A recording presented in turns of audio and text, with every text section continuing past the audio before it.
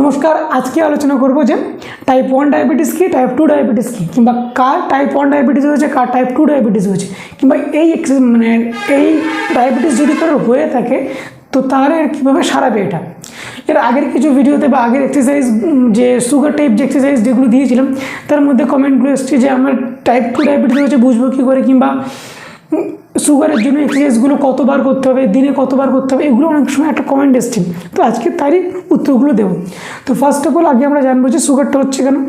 Sugar হচ্ছে কি, আমাদের সুগারের গ্লুকোজ লেভেল যদি স্বাভাবিকের থেকে যদি বেড়ে যায় সেটা হচ্ছে সুগার।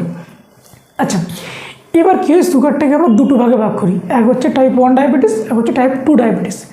টাইপ 1 ডায়াবেটিস হচ্ছে কি, এটা একটা জেনেটিক প্রবলেম, যেটা কি আমাদের প্রথম থেকেই কিন্তু আমাদের প্যানক্রিয়াস থেকে ইনসুলিন উৎপন্ন হয় না।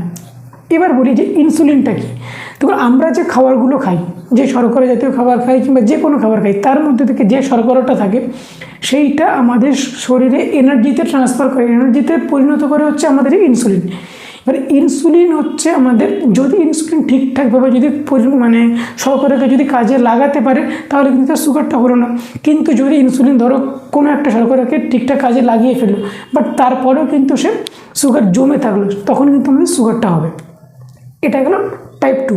টাইপ 1 হলো কি বললাম, প্রথম থেকে এর কোনো ইনসুলিন উৎপন্ন হবে না, আমাদের প্যানক্রিয়াস কিংবা অগ্ন্যাশয় থেকে কোনো ইনসুলিন উৎপন্ন হবে না। এই দুটো গেল। আচ্ছা, এবার বোঝার নিয়ম হচ্ছে কি আমাদের কী হয়েছে, আমাদের কোন সুগারটা হয়েছে, টাইপ 1 হয়েছে না টাইপ 2 হয়েছে। এটা বোঝার নিয়ম কি, যদি আমরা টাইপ 1 যদি বুঝতে চাই তাহলে আমাদের প্রথমে ইনসুলিন লেভেল টেস্ট করতে হবে। ইনসুলিন লেভেল টেস্ট করে যদি দেখেন যে সেটা ইনসুলিন যদি সিক্রেশন না হয়ে থাকে তাহলে সেটা কিন্তু টাইপ 1 ডায়াবেটিস। টাইপ 2 ডায়াবেটিস কি, টাইপ 2 ডায়াবেটিস হচ্ছে কি আমাদের ফাস্টিং ব্লাড সুগার এবং খাওয়ার পর বা পোস্ট প্যারান্টিয়াল ব্লাড সুগার, এই দুটো দেখবেন যদি আমাদের এইটাতে যদি বেশি হয়ে যায় তাহলে কিন্তু সেটা ঠিক করতে হবে। এবার একটা কথা বলে রাখি, যদি কারোর টাইপ 1 ডায়াবেটিস হয়, টাইপ 1 ডায়াবেটিস হলে কিন্তু সেটা খুব একটা কিন্তু চেঞ্জেস না, খুব একটা কিন্তু পরিবর্তন হয় না। কিন্তু যখন টাইপ 2 ডায়াবেটিস হয় সেক্ষেত্রে কিন্তু এটাকে আমরা কমিয়ে আনতে পারি বা আমাদের নির্দিষ্ট ব্যালেন্সে আনতে পারি। এটা গেল। আচ্ছা, এবার আসছি আমাদেরকে সুগার যদি হয়ে থাকে আমরা ব্যায়াম কতক্ষণ করব কিংবা কবার করব। দেখুন, সুগার ক্ষেত্রে কিন্তু মূলত সুগার ব্যায়াম হচ্ছে আমার শরীরে ঘাম ঝরাতে হবে।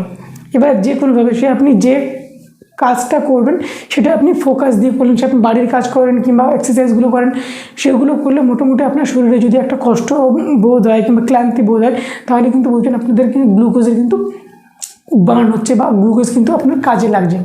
যখন ক্লান্তি আসবে তখন ভাববেন যে গ্লুকোজ লেভেল আপনার কমে গেছে, সেই জন্য কিন্তু আপনার ক্লান্তিগুলো এসছে।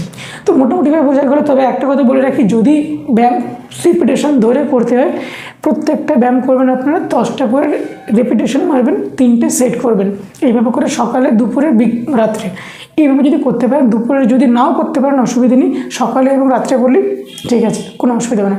তো এই ছিল আজকের ভিডিও। তো ভিডিওটাতে মোটামুটিভাবে একটা ধারণা দিলাম, দেখি টাইপ 1 ডায়াবেটিস কোনটা, টাইপ 2 ডায়াবেটিস কোনটা, কিংবা কাদের টাইপ 1 ডায়াবেটিস হয়েছে, কাদের টাইপ 2 ডায়াবেটিস হয়েছে, কিংবা এই এক্সারসাইজগুলো হলে কী কী ব্যায়ামগুলো করতে হয়, এগুলো মোটামুটি বলে থাকুন।